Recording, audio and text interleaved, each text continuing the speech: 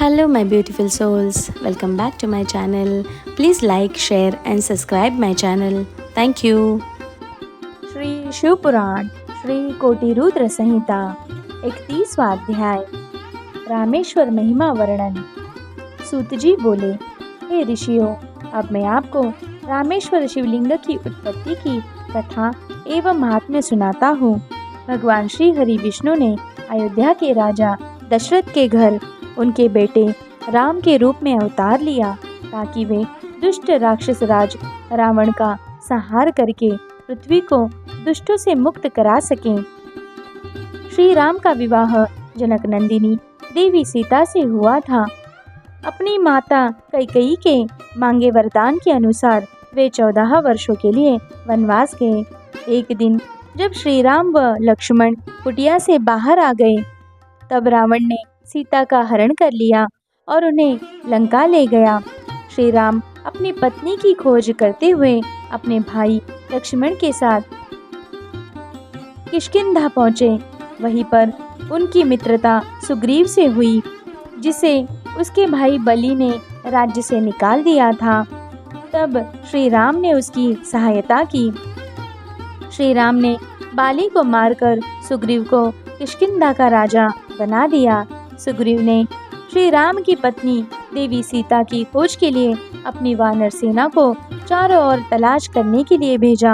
वानरों में श्रेष्ठ हनुमान ने माता सीता को लंका में ढूंढ लिया और श्री राम का संदेश उन तक पहुंचाया। जब श्री राम को ज्ञात हुआ कि उनकी पत्नी का हरण लंकाधिपति रावण ने किया है, तो उन्होंने वानर सेना के साथ लंका की ओर प्रस्थान किया। जब उनकी सेना दक्षिणी छोर पर समुद्र के किनारे पहुंची, तो उन्हें चिंता हुई कि सेना इस अथाह सागर को कैसे पार करेंगी। वे इसी सोच में डूब गए। श्री राम को प्यास लगी और उन्होंने पानी मांगा।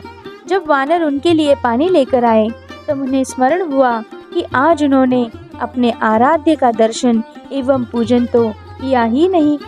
तब श्री राम ने जल नहीं पिया और भगवान शिव का पार्थिव लिंग स्थापित करके उसका विधि पूर्वक 16 उपचारों से पूजन किया तथा भक्ति भाव से हाथ जोड़कर प्रार्थना की। श्री राम बोले, हे देवादिदेव, त्रिलोकीनाथ भक्तवत्सल भगवान शिव, मेरी सहायता कीजिए। आपके सहयोग के बिना मेरा कार्य पूर्ण नहीं हो सकता।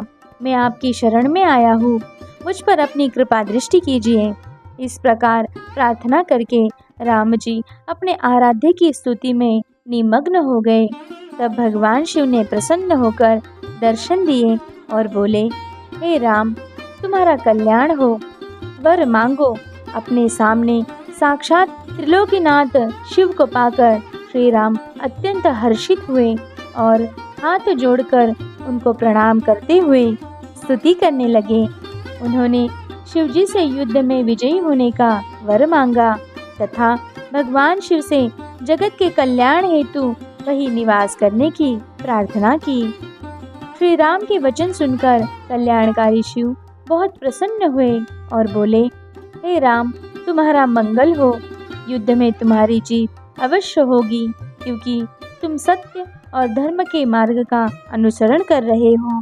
यह कहकर शिवजी श्री राम द्वारा स्थापित उस शिवलिंग में ज्योतिर्मय रूप में स्थित हो गए। उसी दिन से वह लिंग जगत में रामेश्वर नाम से प्रसिद्ध हुआ। इस शिवलिंग के पूजन के फल के रूप में श्री राम की सेना को समुद्र पार करने का मार्ग मिल गया और वह युद्ध में विजयी हुए। श्री राम ने रावण एवं अन्य राक्षसों का संहार किया और अपनी पत्नी सीता को मुक्त कराया। यह रामेश्वर ज्योतिर्लिंग भक्तों को भोग और मोक्ष प्रदान करने वाला है। इस शिवलिंग को गंगाजल से स्नान कराने से मोक्ष की प्राप्ति होती है और मनुष्य जीवन मरण के बंधनों से मुक्त हो जाता है। रामेश्वर ज्योतिर्लिंग की महिमा सुनने वालों के सभी पापों का नाश होता है।